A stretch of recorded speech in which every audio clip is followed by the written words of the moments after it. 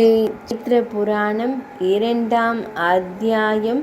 சைத்திர நீராடல் கால வர்ணனை. முனிவரானவர் சூத முனிவரை நோக்கி கூறினார். முனிவரே, தாம் கூறிய சுபமான சைத்திர மாத மகத்துவத்தை மிகுந்த நம்பிக்கையுடன் செவிமடுத்து மகிழ்ந்தேன். எனினும் மாதம் குறித்து மேலும் விவரமாக கூற வேண்டுமாய் பிரார்த்திக்கிறேன். அப்படியே விசேஷ பாவங்களை போக்கக்கூடிய உத்தமமான சிறப்பான சைத்திர மாத வர்ணனையில் மிகுந்த நம்பிக்கை கொண்டு மகத்துவத்தை மேலும் விவரமாக கூற வேண்டுமாய் பிரார்த்திக்க.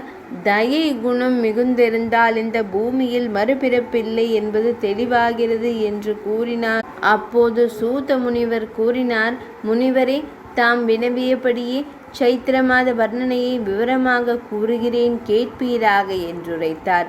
முனிவரே, சைத்திரம் போன்ற மகிமையான மாதமோ, கிருத்தயுகம் போன்ற மகிமையான யுகமோ, வீரம் போன்ற மகிமையான சாஸ்திரமோ, புஷ்கரத்திற்கு இணையான தீர்த்தமோ, தற்பொழுது தானம் செய்வது போன்ற சிறந்தமான தானமோ, பகவான் ஸ்ரீஹரிக்கு இணையான சுகமோ, பிரயத்தனத்திற்கு இணையான தனமோ, ஜீவனமான வாழ்க்கைக்கு மிகுந்த லாபமாக இருக்கும் உபவாசம் இருப்பதில், விரதம் இருப்பதில் மிகவும் சிறப்பு வாய்ந்ததாக கூறப்படும் தபமோ, தானம் செய்வதால் கிடைக்கும் மிகுந்த சுகமோ, தயை போன்ற இணையான தர்மமோ, தந்தையை போன்ற இணையான உறவோ, உணவருந்துவதால் ஏற்படும் மிகுந்த மன நிறைவு, விவசாயத்தை மிஞ்சிய வியாபாரம், தர்மத்திற்கு இணையான தனமோ, சத்தியத்திற்கு இணையான யக்ஷஸ், மிகுந்த ஆரோக்கியம், கேசவனுக்கு இணையான காவல் தெய்வம், சைத்திர மாதம் போன்ற பவித்திரமான மாதம் இந்த உலகத்தில் இல்லை.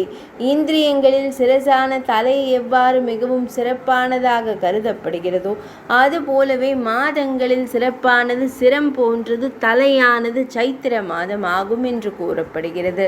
சைத்திர மாதத்தில் மாணவர்கள் அனைவரும் சாஸ்திரங்களில் கூறியபடி அருணோதய காலத்தில் நீராட வேண்டும். நியமங்களை பொறுத்தவரை தேவிக்கு மிஞ்சிய விரதமில்லை என்று கூறப்படுகிறது.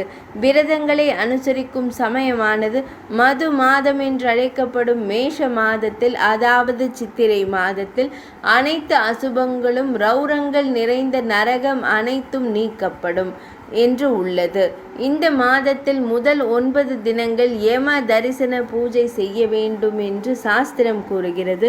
அதுபோலவே அவரவர்களின் சக்தி சாமர்த்தியங்களை, வைபவங்களை குருவின் அனுகிரகத்தினால், அதாவது குருவான ஆசானின் ஆசீர்வாதத்தினால் அன்னை மற்றும் இஷ்ட தெய்வங்களை ஆராதனை செய்ய வேண்டும். அதுபோலவே தெய்வ ஆராதனை செய்யும் பொழுது யமனை குறித்து ஏதும் செய்யாமல் இருப்பது அனைவரின் சந்தேகமாகும்.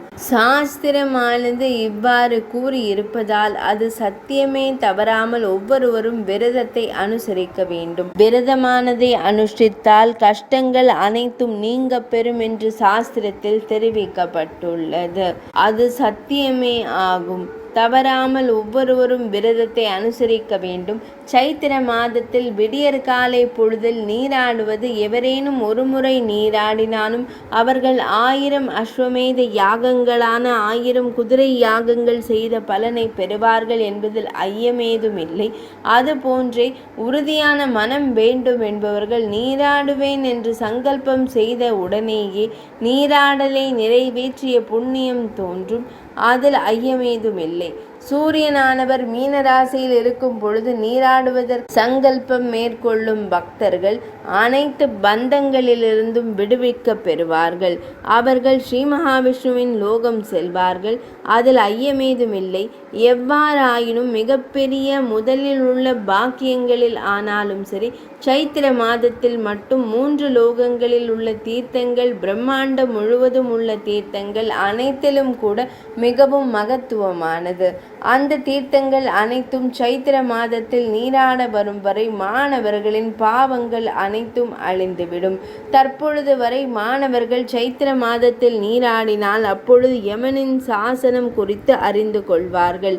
அனைத்து தீர்த்தங்களும் அனைத்து தேவதைகளும் கூட சைத்திர மாதத்தில் வெளியில் இருந்தபடியே நோன்பிருந்து விரதமானதை அனுசரித்து சந்நிதிகளில் இருந்தவாறே சுபங்களை பெறுவார்கள்.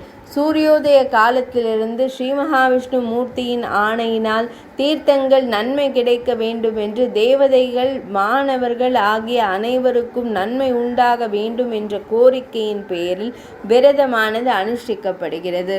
அப்படியும் கூட நீராடாத பக்தருக்கு அது போலவே எனக்கும் நன்மை நடைபெற வேண்டும் என்ற கோரிக்கை உள்ள பக்தர்கள் அவரவர்களின் வினைகளுக்கு ஏற்ப சாபங்களை பெற்று அவரவர்களின் இருப்பிடங்களுக்கு செல்வார்கள். எப்பொழுதும் தப்பாம் சாஸ்திரம் கூறிய நேரத்தில் நீராடல் சடங்கை மேற்கொள்வார்கள். அதற்காகவே இந்த சைத்திர மாதம் அனைவருக்கும் எப்பொழுதும் மிகவும் பிரியமான மாதமாகும். வேதத்தை அனுசந்திப்பவர்கள் சண்டாளர்களை வெல்வார்கள். அதற்காகவே இந்த மாதத்தில் செய்யப்படும் நீராடல் அத்தனை புனிதமானது. சைத்திர மாத நீராடல் உங்களின் பாவங்கள் அனைத்தையும் போக்க வல்லது என்று முதன்மையான முனிவரான சூத முனிவர் கூறியுள்ளார். இத்தகைய முக்கியத்துவம் வாய்ந்த சைத்திர மாதமானதன் புனித தத்துவ விளக்கங்களை தமக்கு கூறியுள்ளேன். 2ஆம் அத்தியாயம் இனிதே நிறைவடைந்தது.